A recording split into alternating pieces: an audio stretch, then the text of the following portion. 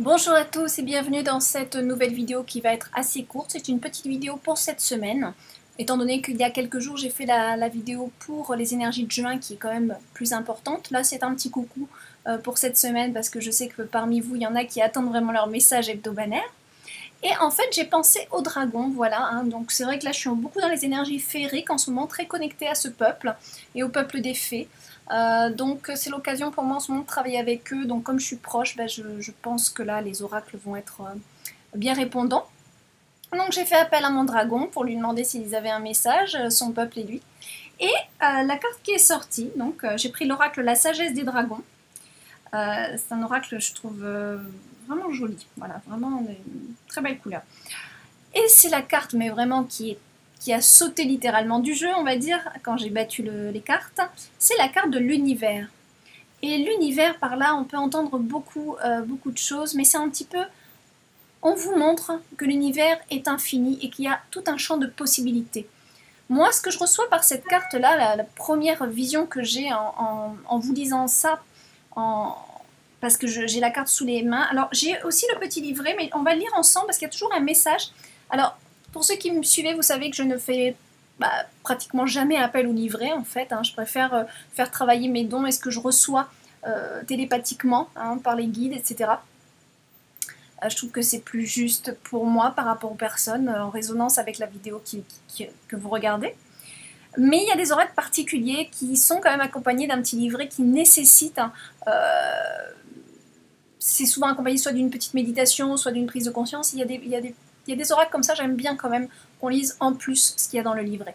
Mais là déjà, premièrement, avant d'ouvrir le livret, avant quoi que ce soit, ce que je reçois comme message, c'est vraiment ne mettez pas de barrières dans ce que vous avez envie de faire, parce que c'est vous qui allez mettre... c'est vous qui créez votre univers. Et quelque part, les barrières qui se mettent en travers de votre chemin, vous les co-créez aussi. Alors évidemment, il y en a qu'on ne voudrait pas avoir, qu'on a parce qu'elles sont karmiques. On a besoin de comprendre certaines choses à travers les barrières qu'on peut se mettre ou qu'on peut nous mettre, que l'univers peut nous mettre. Mais avec cette carte de l'univers, justement, c'est tout un champ de compréhension qu'on est en train de vous demander de faire, de connecter avec ce champ de compréhension qui est que tout ce qu'on crée dans l'univers nous est retourné. Donc on crée du mal ou on crée des choses qui ne sont pas forcément bien, vont nous revenir, que ce soit dans une même vie ou dans un autre cycle de vie, hein, donc ce qu'on appelle le karma. Et c'est pareil pour le bien, c'est-à-dire que plus vous allez émettre du bien autour de vous, plus vous allez être dans la générosité, ou plus vous allez être dans la... Après, il y a à faire attention avec la générosité, hein, parce qu'il y en a quand même, ils sont trop généreux, et puis ça peut créer des karmas chez les autres d'ailleurs, à être trop généreux avec eux, faire attention. Mais il faut aussi penser à soi, donc c'est toujours pareil, je le dis dans chaque vidéo, c'est un équilibre de tout. Soyez dans l'équilibre, hein. C'est pas trop, parce que j'en connais parmi des patients qui viennent me voir, enfin des patients, j'aime pas dire le mot patient, des consultants qui viennent me voir et qui disent que... Enfin, je sens qu'il y a beaucoup trop de générosité. Et puis eux, ils n'ont plus rien à manger. Donc voilà, il faut quand même un juste équilibre. Mais on vous dit que voilà, tout ce que vous émettez qui est bien autour de vous, vous sera rendu au multiple. Hein. Et ça, je crois qu'il y a même un verset de la Bible, parce que je ne suis pas une pro de la Bible, mais il me semble bien que Jésus dit ça à un moment donné, où on te sera rendu au centième, ou quelque chose comme ça. Voilà, donc avec cette carte, c'est vraiment prendre conscience que tout ce qu'on fait dans notre vie, tout ce qu'on aimait, nous revient de toute façon. Donc voilà.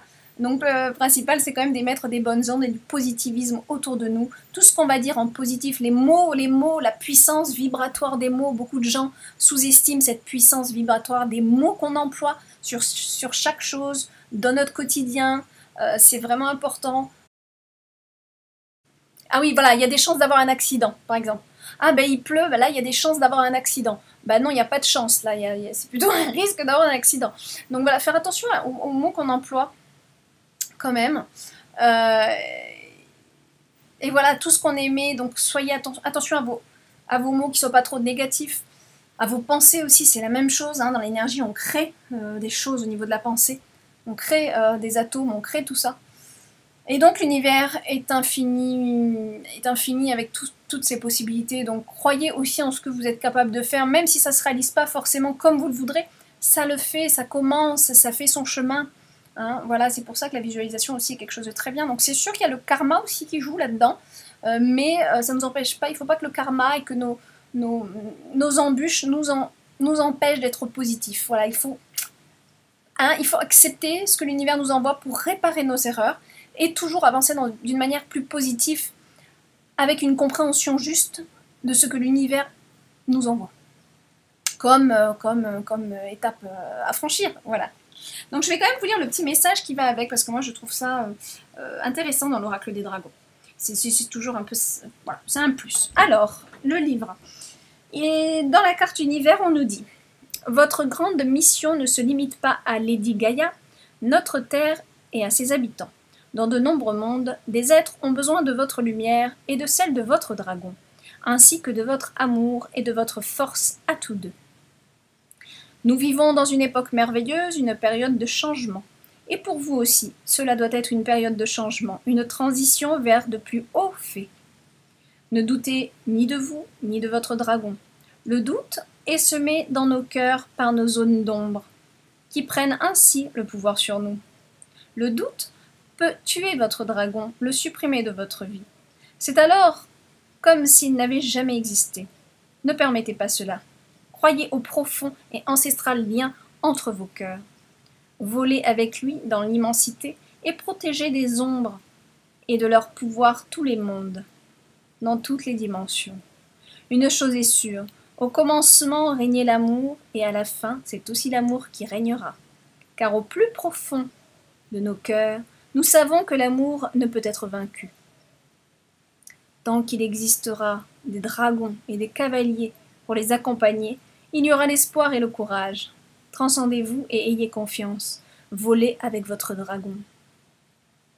Volez avec votre dragon vers d'autres planètes pour y apprendre des choses ou pour venir en aide.